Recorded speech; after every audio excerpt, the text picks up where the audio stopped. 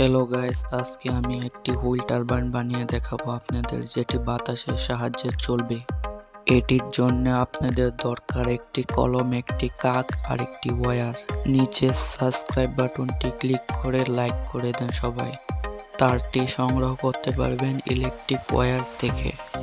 Wheel টারবাইনটি বানানোর জন্য কলমের মুখটা খুলে নিব। ভিতরের জিনিসটার কোনো দরকার নেই। রাগ করো না কলম তোমাকে এইভাবে ছোড়ার জন্য। কলমের উপরের জিনিসটি ফেলবেন না। সবার প্রথমে কলমটি নিয়ে কলমের মাথার উপরে তারটি ভালো মতনে পেঁচিয়ে দিবেন। তারটি লাগানোর পরে হালকা একটু বাঁকিয়ে দেন। তারপরে গাইস তারের উপরে কাকটি লাগিয়ে দেন। আমাদের হুইল টারবাইনটি রেডি।